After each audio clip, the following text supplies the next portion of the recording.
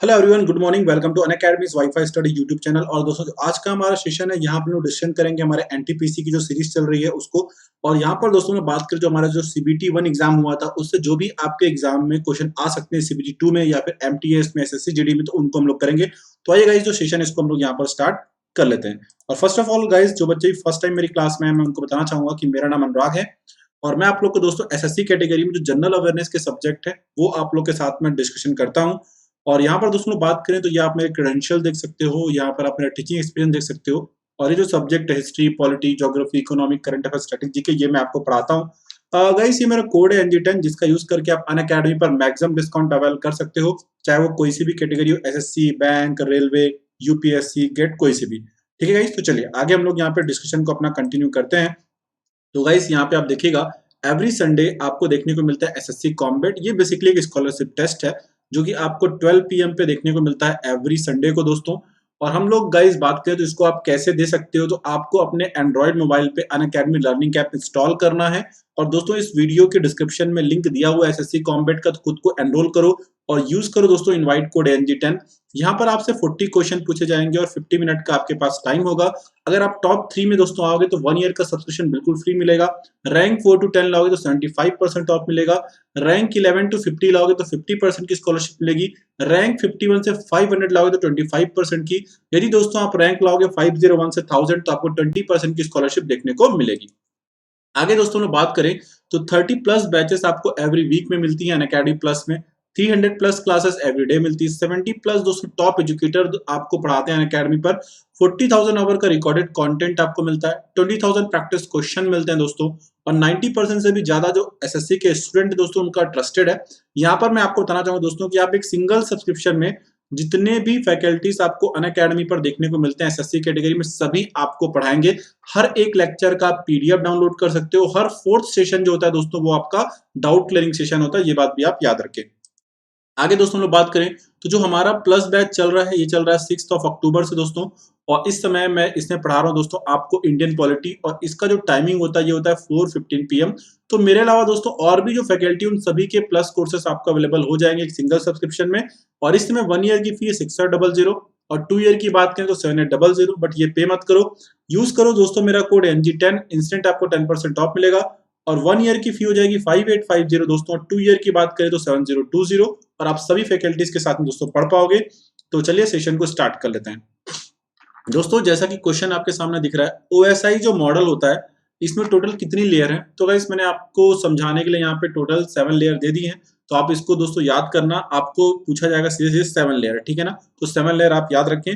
और OSI model है क्या, तो आपको पता होना चाहिए ओपन सिस्टम इंटरकनेक्शन को दोस्तों हम लोग बात करें तो OSI मॉडल बोलते हैं। तो गाइस, ये बाई लेयर जो भी हम लोग बात करें, जो डेटा का जो ट्रांसफर होता है ये वो यहाँ पर आपको शो होता है। तो आप बस इतना याद रखो कि 7 लेयर होते हैं। या फिर आपसे पूछा जा सकता है कि जो फिजिकल लेयर है वो कौन से नंबर का है, या फिर जो एप्लीकेशन लेयर है वो कहाँ पर है।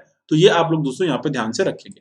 आगे बात करते हैं दोस्तों, जो ओपेक है इसका हेड क्वार्टर कहाँ पर है ना। ओपेक का हेड क्वार्टर दोस्तों कहाँ पर है। और मैं चाहता हूँ कि आप सभी बच्चे यहाँ पे लेक्चर में कमेंट बॉक्स में दोस्तों होमवर्क के रूप में आपने मुझे बताएंगे कि जो ओपेक है इसका फुल फॉर्म क्या है, ठीक है ना। ओपेक का फुल फॉर्म आप लोग मुझे बताएंगे दोस्तों। और आपको बताना चाहूंगा इसका हेड क्वार्टर आपको जिनेवा में देखने को, सॉरी वियना में देखने को मिलेगा। और एक बात और याद रखो दोस्तों, वियना जो है ये कहाँ पर मिलता है, ऑस्ट्रिया में मिलता है। और मजे की बात ये दोस्तों कि जो ऑस्ट्रिया है ना वो खुद मेंबर नहीं है किसका, ओपेक का। ये बात भी आपको यहाँ पे ध्यान में रखनी है। इसके अलावा दोस्तों वियना में एक और बहुत इंपॉर्टेंट हेड क्वार्टर है जो आपके एग्जाम में पूछा जाता है, ये है आपका इंटरनेशनल एटॉमिक एनर्जी एजेंसी का भी हेडक्वार्टर दोस्तों आपको वियना में देखने को मिलेगा। पेरिस के बारे में दोस्तों लोग बात करें तो यहाँ पर सबसे इंपॉर्टेंट यूनेस्को का हेडक्वार्टर आपको देखने को मिलता है, पेरिस फ्रांस की राजधानी। बाकी जिनेवा में तो दोस्तों हेडक्वार्टर है। बाकी न्यूयॉर्क में क्या मिलता है दोस्तों, आपको यूनाइटेड नेशन का हेडक्वार्टर मिलेगा। वर्ल्ड बैंक और IMF का दोस्तों आपको वॉशिंगटन DC में देखने को मिलेगा। तो फिलहाल इस क्वेश्चन का करेक्ट आंसर दोस्तों हो जाएगा वियना। चलिए अगला क्वेश्चन दोस्तों, साइंस डे या फिर दोस्तों लोग बात करें नेशनल साइंस डे, राष्ट्रीय जो आपका विज्ञान दिवस है, ये कब ऑब्जर्व किया जाता है, कब मनाया जाता है। तो दोस्तों हम सभी जानते हैं डॉक्टर CV रमन जी ने इस दिन रमन प्रभाव यानी कि रमन इफेक्ट की खोज की थी दोस्तों, इसीलिए ऑब्जर्व होता है। और डॉक्टर CV रमन ने दोस्तों कौन से ईयर में खोजा था, तो करेक्ट आंसर हो जाएगा 1928 में दोस्तों इन्होंने खोजा था। और बात करें दोस्तों किस दिन खोजा था, तो 28 फरवरी को। तो इसीलिए 28 फरवरी दोस्तों हमारे यहाँ पे क्या होता है बताइए जरा, आपका नेशनल साइंस डे, राष्ट्रीय विज्ञान दिवस के रूप में ऑब्जर्व किया जाता है। और एक बात और आपको याद रखना है दोस्तों, डॉक्टर सीवी रमन जी को 1930 में इसके लिए कौन सा प्राइज मिला था, नोबेल प्राइज मिला था, ये बात भी आप याद रखें। और 1954 में दोस्तों जब भारत रत्न की शुरुआत हुई थी, तो दोस्तों इन्हें भारत रत्न भी दिया गया था, ये बातें भी आपको पता होनी चाहिए। चलिए अगले क्वेश्चन की तरफ दोस्तों हम लोग यहाँ पे बढ़ते हैं। देखिएगा, भारत में इस समय दोस्तों टोटल रामसर साइट कितनी हो चुकी हैं, अभी जब मैं ये लेक्चर रिकॉर्ड कर रहा हूँ दोस्तों, है ना, तो आज हम लोग गाइस यहाँ पे बात करें तो आज 4 अक्टूबर है, तो 4 अक्टूबर को दोस्तों मैं बात करूंगा तो इस समय इंडिया में कितनी रामसर साइट है, 46। तो ये इंपॉर्टेंट है। और गाइस मैं आपको बताना चाहूंगा कि जो लेक्चर अभी रिकॉर्ड कर रहे हैं हम लोग, लेकिन जो 10th के बाद जब मैं आऊंगा 10 अक्टूबर के बाद, तो जितने भी लेक्चर होंगे वो लाइव होंगे, ठीक है। और रिसेंटली दोस्तों हम लोग बात करें तो गुजरात में 2 रामसर साइट ऐड हुई हैं, और हम लोग दोस्तों बात करें तो हरियाणा में भी 2 आई हैं। गुजरात में कौन कौन सी, तो दोस्तों आप लोगों ने डेफिनेटली पढ़ी होगी, एक आपको दोस्तों देखने को मिली होगी थोल, और एक दोस्तों आपको देखने को मिलेगी वधावन, है ना, एक आपको देखने को मिलेगी वधावन। तो ये आप लोग दोस्तों जरूर से जरूर याद रखेंगे। और हरियाणा में दोस्तों बात करेंगे तो एक सुल्तानपुर नेशनल पार्क, और दूसरा दोस्तों लोग बात करेंगे तो आपका बिंदावास जो वाइल्ड लाइफ सेंचुरी, वो आपको देखने को मिलेगी। तो 46 हो चुके हैं। और दोस्तों याद रखना कि 2 फरवरी को, 2 फेब 1971 को ईरान के रामसर में दोस्तों ये समझौता किया गया था कि हमको वेटलैंड को बचाना है, यानी कि दोस्तों आर्द्र भूमि जो है उनको बचाना है। इसके लिए दोस्तों हम लोग बात करेंगे तो जो आपका रामसर जो समझौता है वो हुआ था, तो वर्ल्ड वेटलैंड डे, विश्व आर्द्र भूमि दिवस दोस्तों कब होता है, 2 फरवरी को होता है, ये भी आप लोग याद रखना। और रामसर जो साइट है कहाँ पर है, ईरान में। इंडिया की तरफ से दोस्तों जो सबसे पहला साइट था जो कि रामसर में शामिल हुआ था, ये था दोस्तों उड़ीसा का चिल्का लेक, ये आपको याद रखने हैं। और दोस्तों सबसे बड़ा रामसर साइट है वो कौन सा है, वो याद रखें दोस्तों, वो है सुंदरबन। इसमें बच्चे कंफ्यूज कर जाते हैं और चिल्का लगा करके आते हैं, चिल्का सबसे बड़ी झील है, लेकिन दोस्तों सबसे बड़ा रामसर साइट है वो सुंदरबन है।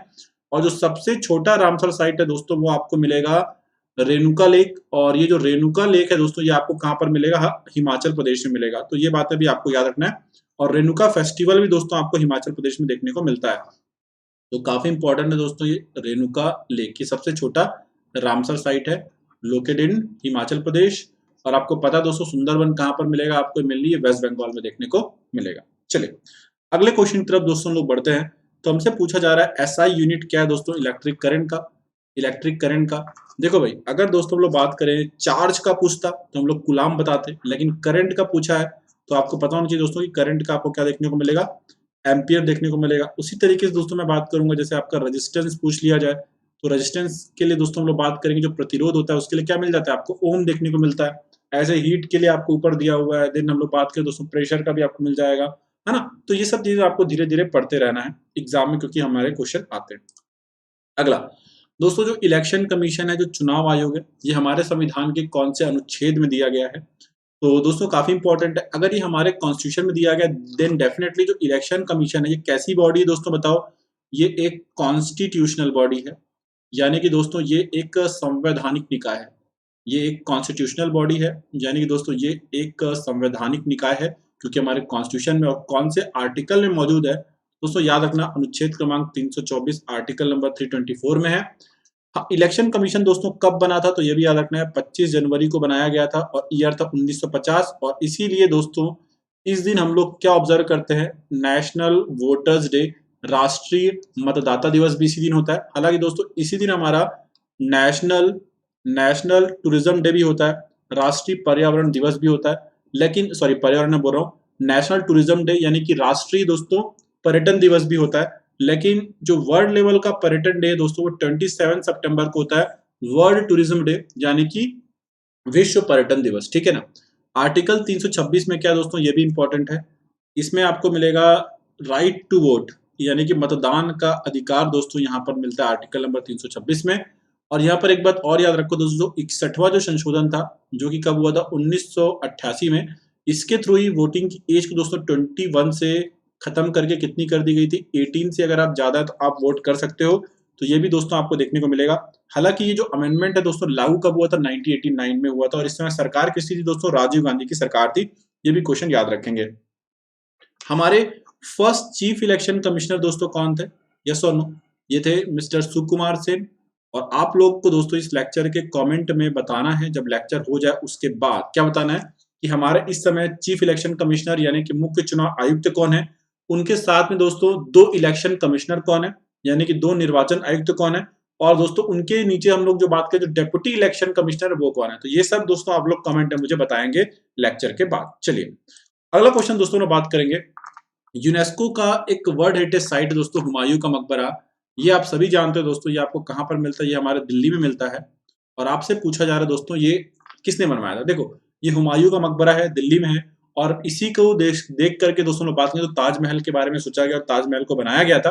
और हुमायूं के मकबरे के आसपास ही दोस्तों मुगलों के वो लोग जो राजा रानी नहीं बने उनके भी मकबरे हैं, इसलिए हुमायूं के मकबरे को दोस्तों क्या बोल देते हैं, ग्रेवयार्ड ऑफ मुगल भी बोल देते हैं, क्योंकि इसी के आसपास जो राज परिवार था उसके लोगों को भी दफनाया गया था। तो दोस्तों लोग बात करेंगे इसको बनाने का काम किया था हमीदा बानो बेगम ने। और हमीदा बानो बेगम दोस्तों ये क्या थी, ये वाइफ थी किसकी, दोस्तों याद रखना ये हुमायूं की वाइफ थी, और इन्हीं को हाजी बेगम के नाम से भी जाना जाता है। और अगर हमीदा बानो बेगम ऑप्शन में नहीं आएगा दोस्तों तो आप लोग क्या लगाकर क्या जाना वहां पर, अकबर लगाकर क्या जाना, क्योंकि दोस्तों जो राजा है वो अकबर बन गया था ना, क्योंकि आपको पता है क्रम क्या है, भजसा। क्रम क्या बेटा, भजसा। अब भजसा कैसे याद करोगे, यहाँ पे बी से क्या हो जाएगा बताइए जरा, बाबर। ए से दोस्तों हो जाएगा आपका क्या बताइए जरा, यहाँ पे सॉरी भजसा में एच होगा ना, भजसा एच, एच से हो जाएगा हुमायूं, ए से हो जाएगा अकबर, जे से हो जाएगा जहांगीर, एस से हो जाएगा शाहजहां, और ए से हो जाएगा औरंगजेब। तो हम लोग दोस्तों बात करें बाबर, हुमायूं, अकबर, जहांगीर, शाहजहां और औरंगजेब। तो दोस्तों ये जो क्रम है ये बहुत ज्यादा इंपॉर्टेंट है, और ये जो क्रम है अगर मैं बात करूं ये आपके एग्जाम में आएगा भी आएगा, तो आप लोग जरूर से जरूर याद रखना। यहाँ पर मैं दोस्तों ए लिख देता हूँ और यहाँ पे मैं एच लिख देता हूँ, भजसा इंपॉर्टेंट है। चलिए अगले पॉइंट की तरफ दोस्तों हम लोग चलने से पहले बता देते हैं कि यूनेस्को के इंडिया में टोटल कितने साइट है, 40, जिसमें से 32 दोस्तों क्या इंसानों ने बनाई हुई है पूरी तरीके से, तो ये हो जाएगा आपका कल्चरल। एक है दोस्तों आपका मिक्स्ड, ठीक है ना। और दोस्तों हम लोग बात करेंगे यहाँ पर जो 7 है वो कैसे दोस्तों नेचुरल है, वो कैसे नेचुरल है। मिक्स्ड कौन सा है दोस्तों, ये आपको देखने को मिलेगा कंचनजंगा नेशनल पार्क, क्योंकि दोस्तों कंचनजंगा नेशनल पार्क में बात करें, नेशनल पार्क तो प्राकृतिक है, लेकिन इस नेशनल पार्क में आपको दोस्तों मोनेस्ट्री यानी कि मठ भी देखने को मिलता है, तो ये मिक्स्ड कहलाता है। तो भारत में टोटल 40 है। सबसे ज्यादा दोस्तों हम लोग बात करें तो इटली में 58 है, और सेकंड नंबर पर चाइना में 56 है यूनेस्को वर्ल्ड हेरिटेज। और इंडिया में सबसे ज्यादा दोस्तों कौन सा स्टेट में अगर एग्जाम में आ जाए तो महाराष्ट्र लगा कर क्या ना, महाराष्ट्र में दोस्तों कितने 5। और गाइस हम लोग बात करें लेटेस्ट कौन कौन से हैं, तो हम लोग दोस्तों बात करेंगे, आप लोगों ने रमप्पा टेम्पल सुना होगा, कहाँ का, वारंगल का, जो कि दोस्तों हम लोग बात करें वो एक तो न्यूज में है। और उसके बाद दोस्तों धौलावीरा है गुजरात का, जो कि सिंधु घाटी सभ्यता की साइट है वो। तो टोटल 40 है हमारे देश में। अगला देखते हैं दोस्तों, डीआरडीओ जो है ये कब बनी थी, डीआरडीओ बनी थी 1958 में, ठीक है ना। इसके चीफ कौन है ये आपको बताना है। और हम दोस्तों बात करें जो डीआरडीओ का हेडक्वार्टर है ये आपको कहाँ पर देखने को मिलेगा, न्यू दिल्ली में, डिफेंस रिसर्च डेवलपमेंट ऑर्गेनाइजेशन जो है दोस्तों हमारा। और इसके हेड है दोस्तों जी सतीश रेड्डी, और इसको कभी भी कंफ्यूज मत करना जी किशन रेड्डी के साथ में। जी किशन रेड्डी कौन है दोस्तों, ये हमारे कल्चरल एंड टूरिज्म मिनिस्टर भी हैं, यस और नो। और जो हमारा नॉर्थ ईस्ट डेवलपमेंट जो मिनिस्टर है दोस्तों वो भी यही है।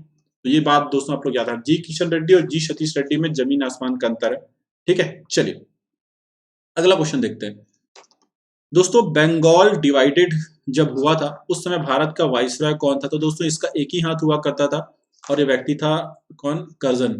और इसने दोस्तों बंगाल का पार्टीशन किस दिन किया था, तो दोस्तों वो दिन था 16 अक्टूबर 1905। लेकिन याद रखना दोस्तों जो इसका अनाउंसमेंट किया गया था ये कब किया गया था बताओ, इसका अनाउंसमेंट दोस्तों जुलाई में ही कर दिया गया था। और हम लोग दोस्तों अगर बात करेंगे तो इसके बंगाल के पार्टीशन के अगेंस्ट में ही हमारे देश में स्टार्ट हुआ था 7 अगस्त 1905 को दोस्तों एक आंदोलन, और उस आंदोलन का नाम था स्वदेशी। और इस आंदोलन में दोस्तों हम लोगों ने बंगाल में क्या किया था, अंग्रेजों की जो वस्तुएं उनका बहिष्कार किया था, उनको बाइकआउट किया था। इसलिए 7 अगस्त को क्या ऑब्जर्व किया जाता है दोस्तों, अगर आपसे पूछ लिया जाए, नेशनल हैंडलूम डे यानी कि राष्ट्रीय हथकरघा दिवस। और अब इसी दिन दोस्तों हम लोग बात करेंगे तो जेवलिन डे यानी कि भाला दिवस भी दोस्तों होगा, क्योंकि नीरज चोपड़ा ने इसी दिन गोल्ड मेडल जीता था। तो लॉर्ड कर्जन के टाइम पीरियड की बात है। और दोस्तों इसी लॉर्ड कर्जन की ही सिफारिश पर कलकत्ता में आपको क्या देखने को मिलता है बता सकते हो, विक्टोरिया पैलेस। इसी ने कहा था कि हमको इस तरीके कुछ बनाना चाहिए, तो विक्टोरिया पैलेस दोस्तों इसी के चक्कर में ही बनाया गया था, इंपॉर्टेंट है। अगला दोस्तों, हर्बेरियम क्या होता है, सबसे पहले तो आपको ये समझना पड़ेगा।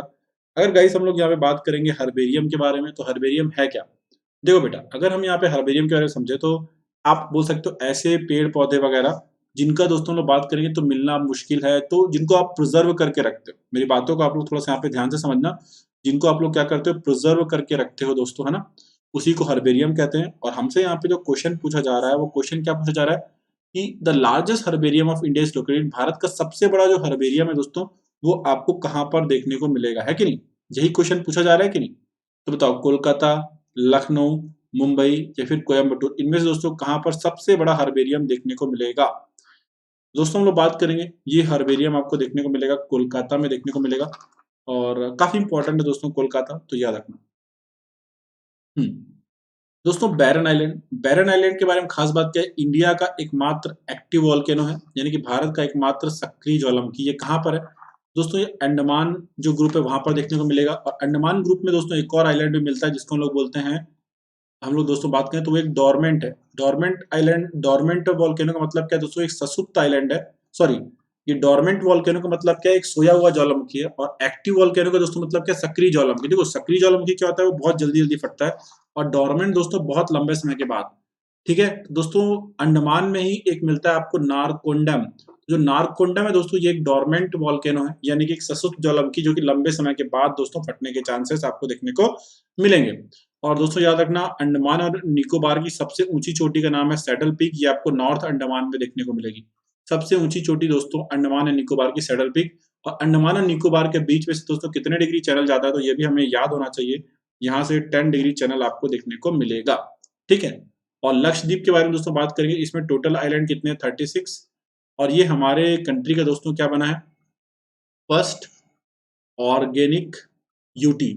और फर्स्ट ऑर्गेनिक स्टेट दोस्तों कौन सा? फर्स्ट ऑर्गेनिक स्टेट आपका सिक्किम है। ऑर्गेनिक मतलब क्या दोस्तों? इसमें जो फर्टिलाइजर वगैरह का इस्तेमाल नहीं किया जाएगा, किसमें? खेती में। ठीक है, अगला देखते हैं दोस्तों, भागीरथी और अलकनंदा जहां पे मिलती है। देखो, ये भागीरथी आ रही मान लो, ये आपकी दोस्तों में बात करूँ, ये मिंदाकिनी आ रही है। तो मिंदाकिनी और अलकनंदा जहां पर मिलते हैं, जहां पर मिलते हैं मिंदाकिनी और अलकनंदा, इस प्लेस को बोलते हैं दोस्तों ऑप्शन नंबर 4, यानी कि रुद्रप्रयाग बोलते हैं। और ये क्या? अलकनंदा। और अलकनंदा दोस्तों आगे जाकर के किसमें मिल जाती है बताओ? ये भागीरथी, ये भागीरथी है दोस्तों। यही वाला जो प्लेस है, इसी को हम लोग क्या बोल देते हैं? वन बोल देते हैं, यानी कि इसको हम लोग बोल देते हैं देवप्रयाग। तो भागीरथी और अलकनंदा दोस्तों जहां पर मिलती है, वहीं पर आपको गंगा बनती है। और जहां पर दोस्तों हम लोग बात करेंगे मंदाकिनी और अलकनंदा मिलती है, वहां पर दोस्तों आपको रुद्रप्रयाग देखने को मिलता है। ये क्वेश्चन आपके एग्जाम में कई बार पूछा गया है। और अलकनंदा नदी के किनारे दोस्तों कौन सा शहर है? तो यहाँ पे आपको बद्रीनाथ देखने को मिलेगा, बद्रीनाथ है दोस्तों। ठीक है, चलिए अगला क्वेश्चन देखते हैं दोस्तों। जो सती कस्टम है, इसके बारे में सबसे पहला लिखा हुआ जो अभिलेख है, जो इंस्क्रिप्शन है दोस्तों, वो कहाँ पर मिला? दोस्तों ये मिला है हमको मध्य प्रदेश के सागर में। सागर मध्य प्रदेश में दोस्तों ये आपको देखने को मिला है।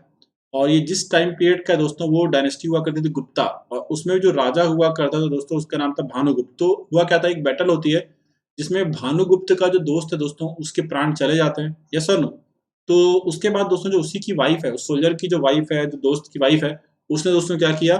सती किया था। और इसका जिक्र दोस्तों हम लोग बात करेंगे एरन inscription of Brahma, Eran inscription of Bhanugupta में दोस्तों आपको देखने को मिलता है। और ये एरन इंस्क्रिप्शन है कहाँ पे दोस्तों? मध्य प्रदेश के सागर में है। और ये दोस्तों लोग बात करें तो 6वीं शताब्दी का इंस्क्रिप्शन अभिलेख है। और संस्कृत भाषा का दोस्तों यहाँ पे प्रयोग आपको देखने को मिलेगा। चलिए, और दोस्तों इलाहाबाद पिलर ही प्रयाग प्रशस्ति, और प्रयाग प्रशस्ति में किसके बारे में मिलता है? हमको समुद्रगुप्त के बारे में दोस्तों देखने को मिलता है। अहिहोले इंस्क्रिप्शन दोस्तों पुलकेशिन 2 का है। और इसमें दोस्तों ये बताया गया था अहिहोले इंस्क्रिप्शन में कि कैसे बात करें दोस्तों, जो पुलकेशिन 2 है उसने हर्षवर्धन को हराया था। अगला, इनमें से कौन सा दोस्तों रिलेटेड नहीं है किससे? गौतम बुद्ध से। तो काफी आसान है। सारनाथ दोस्तों वो जगह है जहाँ पे पहला उपदेश दिया गया था, है ना।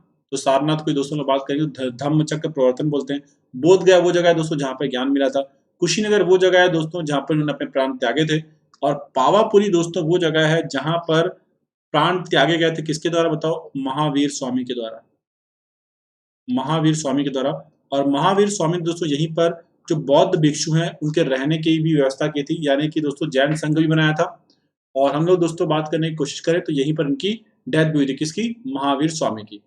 तो दोस्तों याद रखना, पावापुरी का जो है वो गौतम बुद्ध से कोई लेना देना नहीं मिलेगा। डन। अगर यहाँ तक सभी बच्चों का हो गया हो तो आप लोग मुझे बताएं दोस्तों, और हम लोग आगे क्वेश्चन करने की कोशिश यहाँ पे करते हैं। देखो भाई, गुरु गोविंद सिंह जी की समाधि कहाँ पर है? देखो, गुरु गोविंद सिंह जी के बारे में तो बात करें दोस्तों, तो इनका जन्म जो माना गया है, इनका जन्म दोस्तों हम लोग बात करें जो इंटरनेट पे सोर्सेस अवेलेबल उनके हिसाब से 22 दिसंबर को हुआ था और इन 1966 को 1966 में हुआ था। और कहाँ हुआ था ये तो बहुत इंपॉर्टेंट है दोस्तों। ये हम बात करें दोस्तों जो आज का पटना सिटी है, तो वहाँ पर दोस्तों आपको देखने को मिलेगा बिहार में। इन्होंने दोस्तों याद रखना जो पर्शियन वगैरह जो सीखी है वो आनंदपुर साहिब से सीखी है।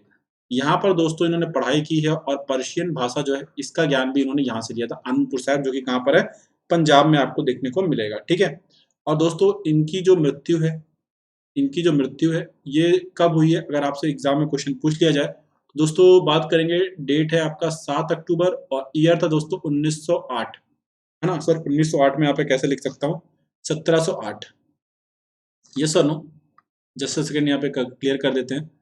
तो 1708 में इनकी मौत हुई थी और कहाँ पर हुई थी दोस्तों, ये हुई थी नांदेड़ में। और नांदेड़ दोस्तों कहाँ पर, आपने नाम भी सुना होगा हुजूर साहब नांदेड़, दोस्तों महाराष्ट्र में है नांदेड़। और अमृतसर में दोस्तों क्या है, गोल्डन टेम्पल है, तो वो तो आप लोग बहुत अच्छे से जानते हो, जिसको पहले हरमिंदर साहब के नाम से जाना जाता था। ठीक है गाइस, तो आई होप यहाँ तक किसी बच्चे को कोई दिक्कत नहीं होगी। तो ये बर्थ प्लेस है और वो मौत का प्लेस क्या है दोस्तों, जहाँ पे डेथ हुई थी नांदेड़। और ये सिखों के कौन से गुरु दोस्तों, 10वें गुरु थे। और 10वें गुरु के बाद दोस्तों जो 11वें गुरु वो कौन है, वो है गुरु ग्रंथ साहब, और वही अभी भी है। और गुरु ग्रंथ साहब को दोस्तों किसने लिखा है, गुरु अर्जन देव ने लिखा है। तो इंपॉर्टेंट क्वेश्चन था। ठीक है गाइस, अगले क्वेश्चन की तरफ हम लोग यहाँ पे पढ़ते हैं। चंपारण सत्याग्रह दोस्तों हम लोग बात करेंगे, ये गांधी जी का पहला आंदोलन था, ये 1917 में हुआ था। और यहाँ पर गांधी जी जाते तीन काटिया सिस्टम को एंड करके आते हैं। ठीक है, तीन काटिया सिस्टम को दोस्तों हम लोग बात करेंगे तो एंड करके आते हैं चंपारण सत्याग्रह में। और चंपारण सत्याग्रह का लोकल लीडर कौन था, राजकुमार शुक्ला, ये बात आपको याद रखना है। और यहाँ पर दोस्तों पूछा जा रहा है कौन एसोसिएटेड नहीं, तो दोस्तों बात करेंगे तो इसमें सरदार वल्लभ भाई पटेल का कोई लेना देना नहीं है। ठीक है ना, ये आप लोग यहाँ पे जरूर से जरूर याद रखें। ठीक है, गांधी जी जाएंगे यहाँ पे, जेबी कृपलानी जाएंगे, बाकी जितने आपको दिखने जाएंगे पर सरदार पटेल का यहाँ पे कोई लेना देना आपको नहीं देखने को मिलेगा। देन ईवी रामास्वामी ने दोस्तों हम लोग बात करेंगे, जो मंदिरों में बात करेंगे दोस्तों, जो दक्षिण भारत में मंदिर है उसमें दलित लोगों को भी प्रवेश देना चाहिए, उनके साथ इक्वल दोस्तों हम लोग क्या करें, बिहेवियर करना चाहिए। तो इसलिए दोस्तों 1925 में इन्होंने चलाया था सेल्फ रिस्पेक्ट मूवमेंट, और यही बोलते थे कि जितने भी द्रविड़ भाषा बोलने वाले हैं उनको एक करके एक राज्य बना दीजिए। ये भी दोस्तों आप लोगों ने डेफिनेटली मेरे ख्याल से सुना होगा, क्योंकि एग्जाम में दोस्तों ये क्वेश्चन कई बार आ चुका है। आगे दोस्तों अगर हम लोग यहाँ पे बात करने की कोशिश करेंगे तो काफी इंपॉर्टेंट ईवी रामास्वामी, इनको फादर ऑफ मॉडर्न तमिलनाडु भी बोलते हैं। ठीक है, चलिए। हैवी वाटर दोस्तों क्या होता है, D2O, यानी कि ड्यूटेरियम ऑक्साइड को हम लोग हैवी वाटर बोलते हैं। और ये दोस्तों हम लोग बात करेंगे तो एक काम आता है कहाँ पे, न्यूक्लियर पावर प्लांट में। तो इंपॉर्टेंट दोस्तों ड्यूटेरियम, ड्यूटेरियम एग्जाम में कई बार पूछा जा चुका है। अगला, हाँ जी, दोस्तों जो सोलर रेडिएशन है वो इनमें से किस पर एक बहुत इंपॉर्टेंट रोल डालती है। देखो ज्यादा गर्मी आएगी तो क्या हो जाएगा, वेपराइजेशन ज्यादा होगा, वेपराइजेशन ज्यादा होगा तो बारिश भी जल्दी होगी। दोस्तों मैं क्या बोल सकता हूँ, सोलर रेडिएशन जो है दोस्तों इम्पैक्ट डालती है किसके ऊपर, अगर हम बात करें तो वाटर साइकिल के ऊपर इम्पैक्ट डालेगी। सुल्तान अल्जान शाह हॉकी टूर्नामेंट है दोस्तों, और ये आपको कहाँ पर देखने को मिलता है, मलेशिया में दोस्तों आपको नॉर्मली देखने को मिलता है, नॉर्मली आपको मलेशिया में देखने को मिलता है। ठीक है गाइस, चलिए अगले क्वेश्चन की तरफ। दोस्तों एडवर्ड जोनर के बारे में हम लोग दोस्तों बात करें, उन्होंने किस चीज से रिलेटेड थे वो, तो दोस्तों वो चिकन पॉक्स यानी कि जो स्मॉल पॉक्स है दोस्तों उससे रिलेटेड थे। तो ये क्वेश्चन भी आपका एग्जाम में पूछा जा सकता है। अगला, अलमट्टी डैम दोस्तों मैं अगर बात करूं तो कौन सी नदी पर है, अलमट्टी जो डैम है ये कृष्णा नदी पर है। और हम बात करें दोस्तों ये आपको नॉर्थ कर्नाटक में देखने को मिलेगा। ठीक है ना। और बात करें दोस्तों अलमट्टी डैम का एक और नाम भी है, क्या नाम है बताओ, लाल बहादुर शास्त्री डैम। लाल बहादुर शास्त्री डैम भी दोस्तों इसका नाम रखा गया है, और लाल बहादुर शास्त्री जी ने जय जवान जय किसान का नारा भी दिया था। चलिए अगला क्वेश्चन देखते हैं। केवलादेव नेशनल पार्क दोस्तों, उसको आज भी भरतपुर बर्ड सेंचुरी के नाम से भी लोग जानते हैं। और हमसे दोस्तों पूछा जा रहा है कि ये कहाँ पर है, तो बेटा ये जब भी आया तो करेक्ट आंसर क्या लगा करके आना है आपको, राजस्थान। और हम बात करेंगे दोस्तों केवलादेव घाना नेशनल पार्क के बारे में, तो और यहाँ पे क्या बात कर सकते हैं दोस्तों, आप बताइए जरा। क्योंकि ये राजस्थान में है, यहाँ पे पानी का भी बीच में इशू हुआ था। पर फिलहाल हम लोग बात करेंगे एग्जाम में आपके इतने आने वाला। लाल बहादुर शास्त्री इंटरनेशनल एयरपोर्ट दोस्तों कहाँ पर है, तो अभी थोड़ी देर पहले दोस्तों मैंने आपको बताया था कि लाल बहादुर शास्त्री इंटरनेशनल एयरपोर्ट आपको वाराणसी में देखने को मिलेगा। जब मेरी थ्योरी की क्लासेस होती हैं या फिर जो मॉर्निंग का जो सेशन होता है वहां पे मैंने इसका को बहुत अच्छे से कराया था। ठीक है, चलिए अगला क्वेश्चन दोस्तों यहाँ पे हम लोग देखने की कोशिश करते हैं और समझते हैं कि बेसिकली जो क्वेश्चन है ये क्या कह रहा है। हर्षवर्धन जो है दोस्तों, जो राजा बना था कब 606 में, उसने अपनी राजधानी जो है दोस्तों वो कहाँ पे परिवर्तन की थी? हर्षवर्धन ने दोस्तों अपनी राजधानी का परिवर्तन जो है वो कहाँ पर किया था? इस क्वेश्चन का आंसर दीजिए जरा। हर्षवर्धन दोस्तों उत्तर भारत का राजा बनता है 606 से लेकर के 647 तक, ये बात आपको बहुत अच्छे से पता है। तो फर्स्ट फेज में तो दोस्तों कुछ नहीं हुआ, और जब सेकेंड फेज चालू हुआ तो यहाँ पर काफी कुछ हुआ। जैसे कि दोस्तों हम लोग यहाँ पे बात करने की कोशिश करें,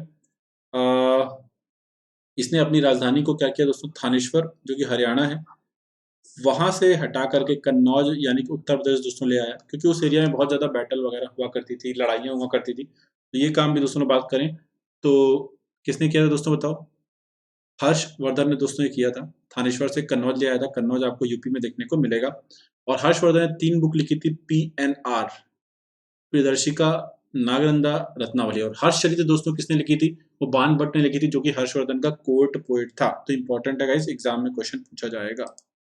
अगला दोस्तों, जो चोल इंस्क्रिप्शन है, जो अभिलेख हैं, वो बताते हैं कि जो चोल लोग हैं दोस्तों वो कौन से प्रशासन में बहुत एक्सपर्ट हुआ करते थे दोस्तों, विलेज के एडमिनिस्ट्रेशन में बहुत अच्छे हुआ करते थे चोल लोग। और चोल लोग कहाँ पे पाए थे? तमिलनाडु में, ठीक है। अब यहाँ पर दोस्तों हमसे क्या पूछा जा रहा है कि चोल जो इंस्क्रिप्शन है उसमें जमीन जो ब्राह्मणों को दान दी जाती है उसको दोस्तों हम लोग क्या बोलते हैं? तो उसको हम लोग बोलते हैं दोस्तों ब्रह्मदेव, ठीक है ना। और दोस्तों जो टेम्पल के लिए दान दी जाती है उसको बोलते हैं देवदान। टेम्पल के लिए जो दी जाती है उसको बोलते हैं देवदान। वेल्लान वगई जो है दोस्तों, जो वेल्लन वगई है वो नॉन ब्राह्मण्स को दिया जाता है ना। ये भी दोस्तों आप लोग यहाँ पे याद रख लेना, क्योंकि एग्जाम में कभी-कभी दोस्तों ये पूछ लिया जाता है। और दोस्तों शाल भोग है वो किसको दिया जाता है? वो स्कूल वगैरह के लिए दिया जाता है ना, ठीक है। यहाँ पे मैं लिख देता हूँ नॉन ब्राह्मण्स, और यहाँ पर दोस्तों मैं क्या लिख देता हूँ, बेसिकली स्कूल लिख देता हूँ, ठीक है ना। तो ये भी आपको याद रखनी है। अगला क्वेश्चन दोस्तों लोग यहाँ बात करेंगे, which dynasty came to power in India after Tughlaq dynasty. तो दोस्तों ट्रिक क्या था हमारा? सब खतरनाक थे सारे लोग, यानी दोस्तों स्लेव, खिलजी, तुगलक, सैयद, लोधी। तो करेक्ट आंसर दोस्तों यहाँ पे क्या हो जाएगा? सैयद। नहीं सॉरी, यहाँ पे किसके बाद पूछा? हाँ, तुगलक है ना। Which dynasty come to power India after Tughlaq. तो तुगलक के बाद दोस्तों ने बात की तो यहाँ पे सैयद आई है। तो सैयद यहाँ पे करेक्ट आंसर आपको देखने को मिलेगा। अगला, महात्मा गांधी दोस्तों भारतीयों के जो व्यू हैं साउथ अफ्रीका के बारे में, उसके लिए दोस्तों हम लोग बात करें कौन सा न्यूज़पेपर चलाया था अपने फिनिक्स आश्रम से? दोस्तों इसका नाम क्या हो जाएगा? Indian opinion. नाम क्या हो जाएगा इसका? Indian opinion. और अगर मैं बोलूंगा ये जो क्वेश्चन है दोस्तों आपको एग्जाम में बहुत बार पूछा जाएगा और एग्जाम में आता ही आता रहेगा। चलिए दोस्तों हम लोग बात करने की कोशिश करते हैं कि जो ओजोन होल है, यस और नो, इसमें दोस्तों जो होल हुआ है वो किसके कारण हुआ है? तो आपको पता है क्लोरोफ्लोरोकार्बन के कारण हुआ है। और अभी अभी दोस्तों हम लोग बात करेंगे तो वर्ल्ड ओजोन डे भी गया है। और वर्ल्ड ओजोन डे दोस्तों कब होता है आपको पता है? ये 16th ऑफ सितंबर को देखने को मिलता है, 16 सितंबर को देखने को मिलता है। तो ये भी दोस्तों काफी इंपॉर्टेंट है, ठीक है। तो गाइस ये था आज का हमारा सेशन। आई होप दोस्तों आपको सेशन अच्छा लगा होगा। और फॉर मोर वीडियो दोस्तों आपको विजिट करना है नॉलेज 365 यूट्यूब चैनल पे, जहाँ पर दोस्तों सिर्फ मेरे ही लेक्चर होते हैं। अब दोस्तों हम लोग यहाँ पे बात कर लेते हैं किसके बारे में। तो दोस्तों आपको पता है 1 ईयर की जो फी है उसमें 10% डिस्काउंट के लिए आपको एक कोड इस्तेमाल करना है ANG10, और इंस्टेंट आपको हर एक कोर्स में 10% का ऑफ अवेलेबल हो जाएगा। अनअकैडमी किसी वीडियो में दोस्तों अगर आपको इनएप्रोप्रिएट कंटेंट मिले तो आप रिपोर्ट कर सकते हो। रिपोर्ट करने का भी दोस्तों जो लिंक होता है वो उसी वीडियो के डिस्क्रिप्शन में आपको अवेलेबल होता है। तो गाइस सेशन को लाइक करें, शेयर करें, और अभी तक अगर आपने चैनल को सब्सक्राइब नहीं किया दोस्तों तो सब्सक्राइब भी चैनल को जरूर करें। तो गाइस ये था आज का सेशन। आई होप आपको अच्छा लगा। Thank you everyone, bye bye, take care, जय हिंद दोस्तों।